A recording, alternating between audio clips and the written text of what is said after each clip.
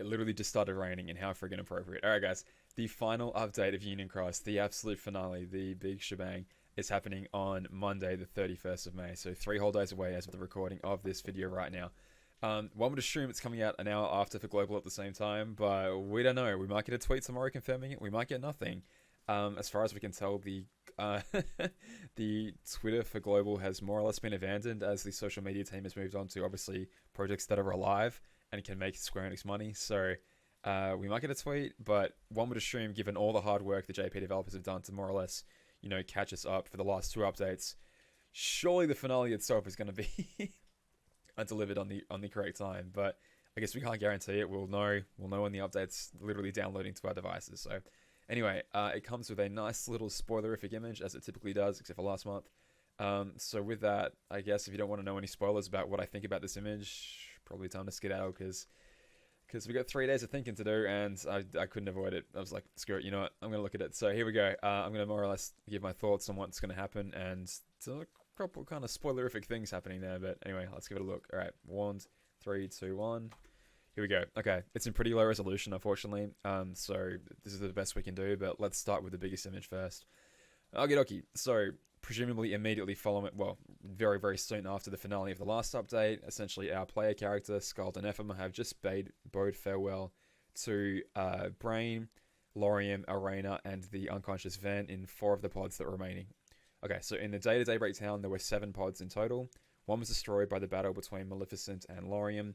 Then Maleficent took 1 of the other ones, leaving 5 left. 4 of them then were taken, obviously when the 4 Dandelions left, leaving just 1, and that just 1 we can actually see in the top right corner right there. Given by the surprised expressions and statements by these guys, it seems like something's come back. I mean, Brain was potentially looking for a way to essentially, I'm already working on a solution to try and bring everyone with me. Judging by the stances of everybody, the kind of like horrified looks on their faces, and the fact that our character has their Keyblade drawn, maybe it didn't go so well. Maybe something else came back across that they weren't expecting. So let's not forget that Lushu was last seen in the room where those guys were going to, having just engaged in battle, or some form of like maybe trying to forge a union between Lushu and the darkness that existed in that room. Maybe it's coming back. Maybe the darkness and Lushu are coming back across. Who knows? Yeah, I mean, we can speculate about that, or we can just wait the 3 days. The other interesting stuff, of course, is this little scene right here. So we have essentially a gigantic ball of darkness up in the sky, and we've seen that literally since the opening scene, not the opening scenes, but an hour into Kingdom Hearts 1. It's the same dark ball that essentially heralds the destruction of a world. We often see the dark side sort of lifting up their arms and basically trying to like grow this enormous world destroying cataclysmic events, and essentially it's like a gravitational pull that sucks in every single thing towards it.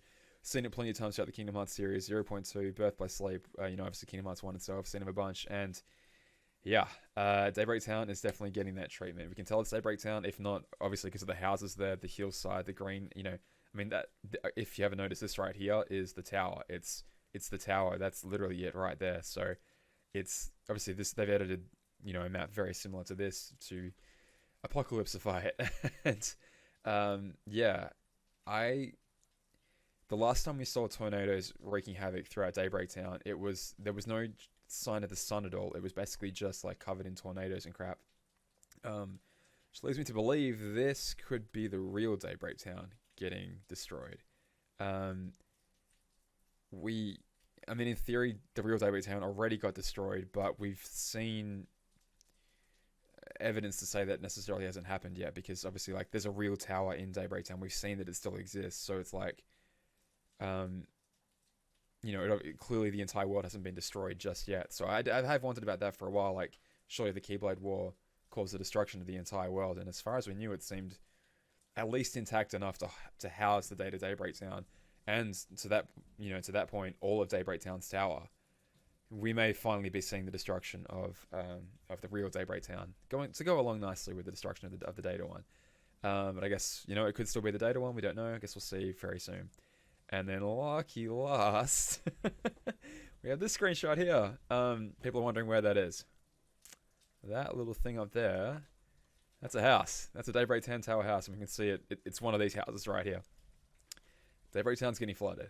And, I mean, given that we've seen the Daybreak Town tower underneath Scarlet Egg Island in Kingdom Hearts 3, that was basically, yes, the most likely outcome. I think my theory videos in the past have definitely said, like, Daybreak Town should get flooded at some point, and here we go.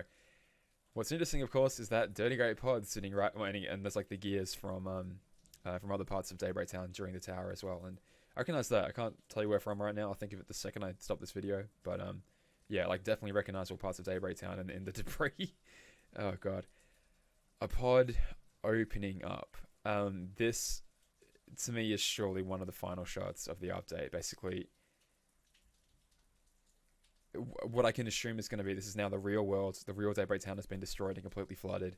The tower obviously is now, you know, submerged underwater. Perhaps it's like in a giant like inversion of the entire world, given that, you know, the tower itself is upside down when we see it in Kingdom Hearts 3, which obviously is very strange. But they could be doing that like inversion thing that we've seen a few times in Kingdom Hearts 3 and 0.2, the sort of like whole world inversion flip upon itself, the sleep and death touch kind of analogies going on. Anyway, a pod is opening up, and to me, that's the final pod from the real Daybreak Town. So recall, they were initially designed not to travel through time. Their initial purpose was to essentially survive the destruction of the world, or to be able to leave the world, jettison out, and travel to other worlds. They've been described multiple times now, but effectively they're extremely sturdy, right?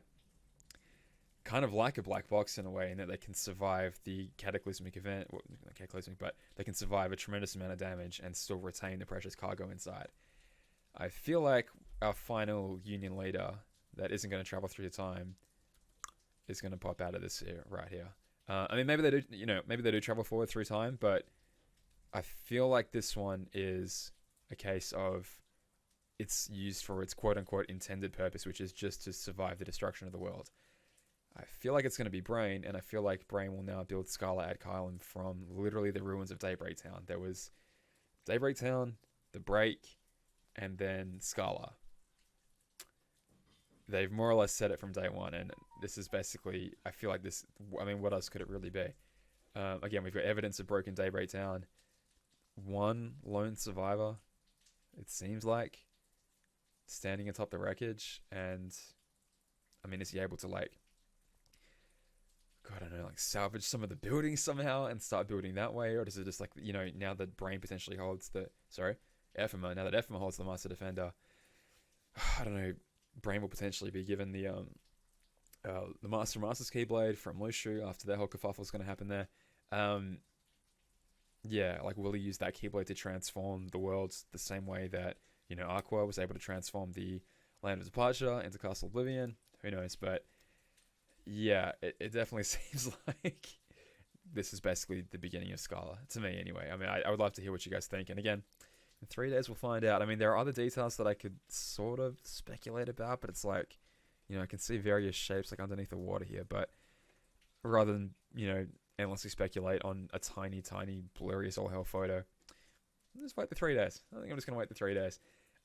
Yeah, very exciting stuff. I apologize to you guys for not getting the explained video out sooner. I'm going to keep working on it right now.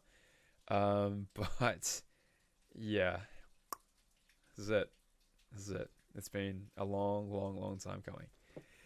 And it's about to be over. And of course, I'm very sad, but excited at the same time. And yeah, I hope you guys will join me for the finale. We'll live stream it together. I'll have a good old time. I think I might live stream in the next 2 days leading up to this, kind of like maybe some of my old Union Cross Explained videos and see how close I got, like with my initial explanations. Maybe take a drink every time I get it wrong or something like that. Who knows? It could be fun. But yeah, fun times. All right, guys. Pray for our little key kids. I hope your favorite makes it out okay. But yeah, see you soon.